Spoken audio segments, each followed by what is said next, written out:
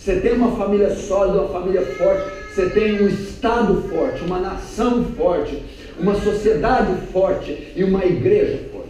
Você tem uma família desintegrada, fragmentada, dividida, doente, você tem uma nação doente, você tem um Estado doente, uma cidade e uma igreja doente. Ela é a principal célula. E se ela, como câncer, se torna cancerígena, ela vai comprometer toda aquela região onde ela está estabelecida. Então nós precisamos desesperadamente de consertar as nossas famílias. Não podemos negligenciar. Onde a família foi instituída? Gênesis 2:24, deixará o homem, seu pai e sua mãe, unir-se à sua mulher, os dois serão uma só carne. Depois eles se multiplicam. Ali é instituída a família. A família é uma instituição divina e não é terrena. Deus é o autor da família, é sagrada. A família antecede a civilização, a religião, o Estado, as leis. Ela deve ser vista com seriedade. Presta atenção nos números que eu vou dar do Brasil, e com certeza é o que está acontecendo também em parte do mundo. Conselho Nacional de Justiça, CNJ, resolução número 175, em 14/5/2013, aprovou a união homoafetiva em cartório. Só no ano de 2013, 701 casamentos homossexuais foram feitos em cartório. Então, segundo essa resolução, foi aprovado a união homossexual em cartório. É legalmente possível um homem se casar com outro homem e uma mulher se casar com uma mulher. E nesse ano foram feitos 701 casamentos homossexuais no Brasil. Foi aprovado. A revista VIP, setembro de 2011, ela constatou que 73% dos homens e 64% das mulheres já foram infiéis, já traíram seus cônjuges, já foram infiéis, já adulteraram. 73% dos homens e 64% das mulheres já foram infiéis. Isso é um colapso. Isso é um absurdo. Desses 65% dos homens e 72% das mulheres não se arrependeram da traição. Trair mesmo, trair de novo. Em 2011 tivemos a maior taxa de divórcio da história do Brasil. 351.153 divórcios registrados em cartório. Em um só recorde. Saiu essa semana passada que o número de união estável aumentou 300%. O que é união estável? Pessoas que vão morar juntos sem compromisso no matrimônio. Quer dizer, fornicação, amigado, amaziado. Morar junto sem compromisso no matrimônio. Aumentou 300%. As pessoas estão deixando essa instituição chamada casamento. Eles querem morar juntos sem o compromisso do casamento. O parlamento alemão está descriminalizando a pedofilia, que eu disse ontem. Uma pessoa adulta pode fazer sexo com a criança. O Estado de São Paulo lançou kit gay nas escolas. Crianças de 6 a 10 anos da rede estadual de ensino terão palestras sobre o homossexualismo, ou seja, fazendo uma apologia, incitando as crianças a descobrir o maravilhoso mundo homossexual. O vídeo trata de um jovem homossexual chamado Ricardo. No vídeo ele chama Bianca. E a Bianca quer usar o banheiro feminino. É um homem que quer ter o direito de usar o banheiro feminino da escola. E os jovens de 6 a 10 anos têm que engolir esse lixo. Marta Suplicy, PT, está por trás disso. São alguns números no Brasil que eu acredito que também estão se estendendo por toda parte do mundo. Legalização da maconha no Uruguai, e aí vai. Quando você vê essas leis, presta atenção, essas leis, esses números, você nota que tem uma mente por trás disso. Tem uma mente maquinando, trabalhando. Todos esses números convergem no mesmo alvo. Você vê que Satanás está por trás disso. Satanás está por trás dessas leis, desses números, dessas cifras. Satanás. É a mente de Satanás.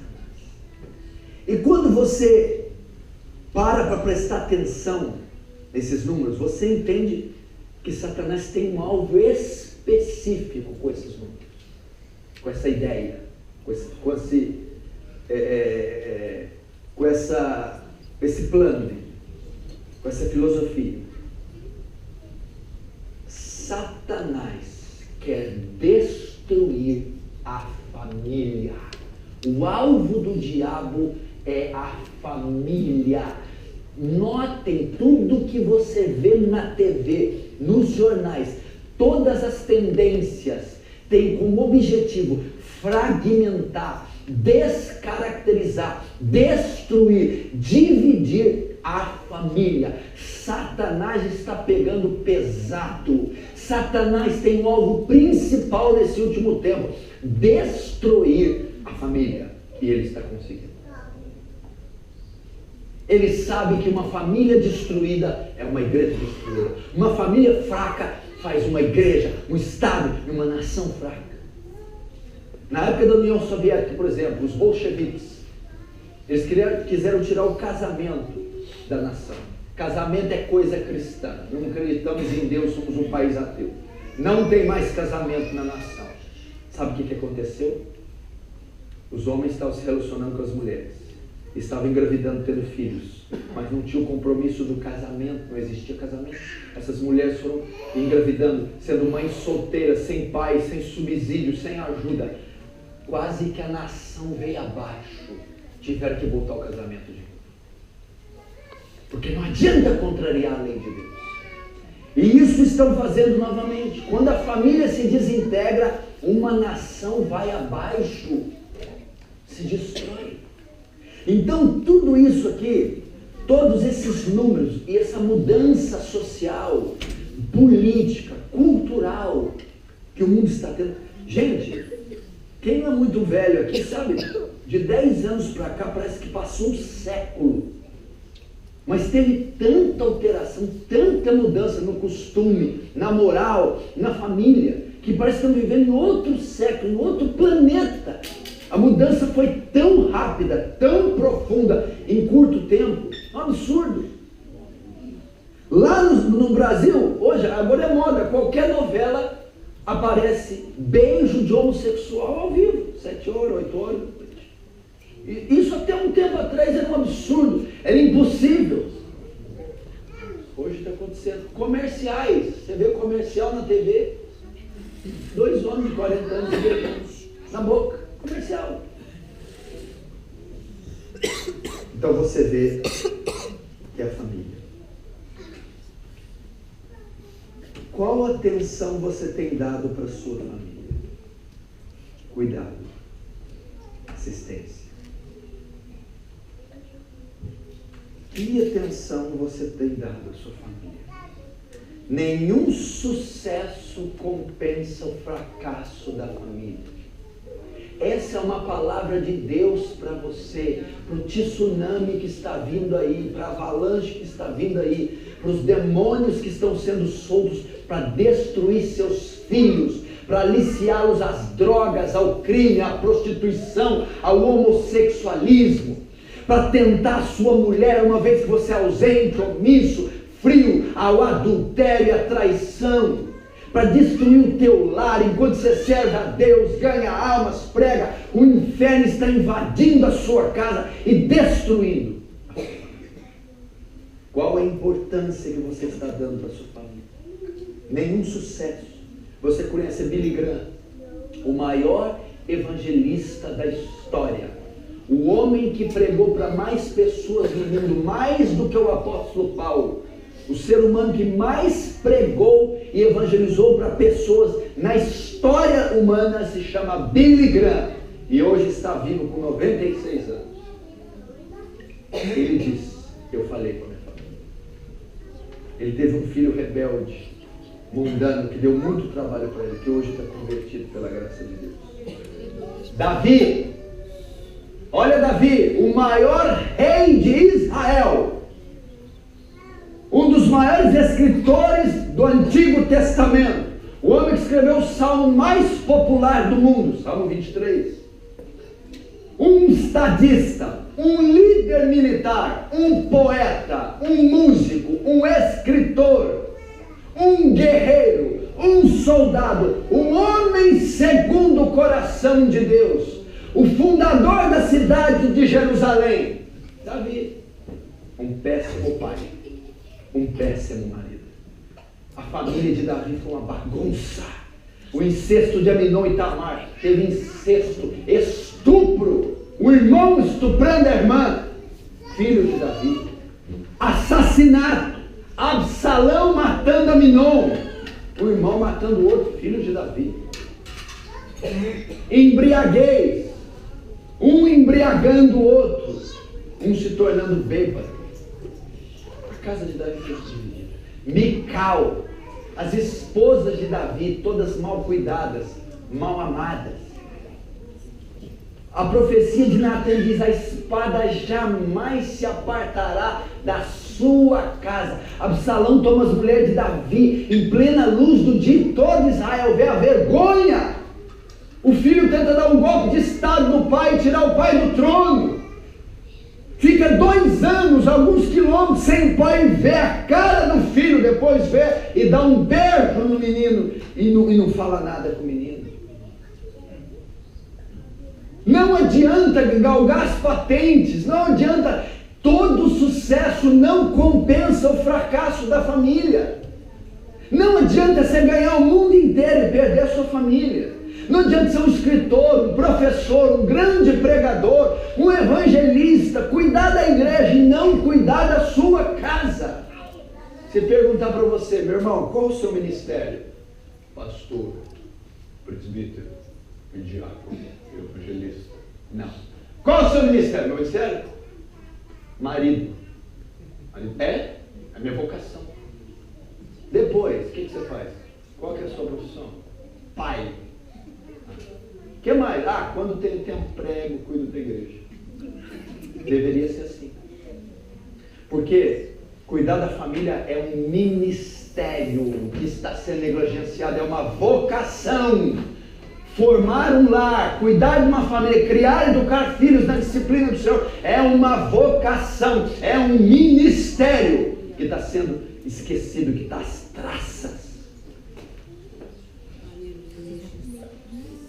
Pregadores renomados, teólogos, grandes pastores estão alcançando o mundo, mas perdendo sua família.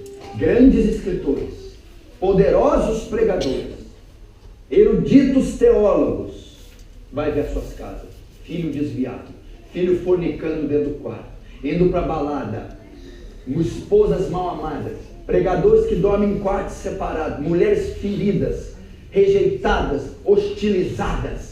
E eles são grandes pregadores que não estão negligenciando. Ou porque estão em pecado, ou porque não dão ênfase. Não acham isso importante, isso não é muito espiritual, isso aí não é... Meu Deus do céu, é mais importante do que o ministério. Como você sabe que é? 1 Timóteo 5,8. Mas se alguém não tem cuidado dos seus, principalmente da sua família, negou a fé e é pior do que o infiel. Sabe o que Paulo está dizendo em Timóteo? Que até os incrédulos dão ênfase na sua família. O irmão me disse aqui que o inglês tem uma característica notável, que ele tem uma vida normal. Quando nasce o filho, ele muda toda a vida dele em prol do filho. Nasce o filho, ele muda para outra cidade, vem de casa, faz tudo, vou mudar para Oxford. Por quê? Agora eu tenho que pensar no meu filho. Ele já tem que crescer perto da cidade universitária, eu vou investir no estudo, na escola, eu vou trabalhar para o meu filho. Presta atenção, mas se alguém não tem cuidado dos seus, negou a fé e principalmente da sua família, negou a fé e é pior do que infiel. Você tem cuidado dos seus? Você tem cuidado da sua casa? Olha esse outro texto, 1 Timóteo 3, 1, 5. Acho que arrancou da Bíblia, da liderança. Esta é uma palavra fiel. Se alguém deseja o episcopado, pastorado, a liderança, excelente obra deseja. Convém, todavia, não obstante, pois que o bispo seja irrepreensível. Essa palavra aqui tem que botar fogo. Essa palavra tem que rasgar do dicionário dos pastores. O bispo, o diácono, o obreiro, o pastor tem que ser irrepreensível. Sabe o que quer dizer essa palavra no grego? Aquele que não pode ser atingido. Irrepreensível. É aquele que tem uma muralha sobre ele. Você procura uma brecha, eu vou pegar esse cara. Não pode ser atingido. É irrepreensível.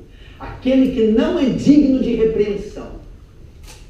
Não chega atrasado, é ordenado, é disciplinado, é um homem de oração íntegro, tem o seu nome limpo, trata seus... irrepreensível, ele não pode ser atingido. Você não consegue pegar, ele não tem uma brecha. É um homem polido, disciplinado, é uma pessoa íntegra, robusta. O bispo tem que ser irrepreensível.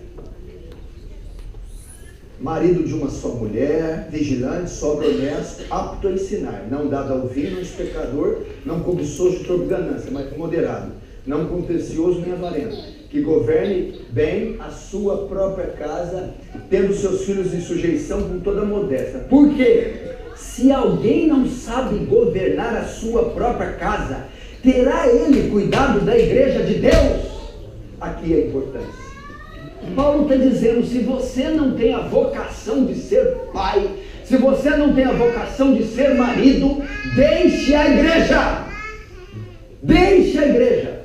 Vai vender amendoim lá na Westminster. Porque a base, o estágio para o ministério é a casa, é a família. Você não sabe governar a casa, tendo os filhos em sujeição. A moda, a coisa mais comum no Brasil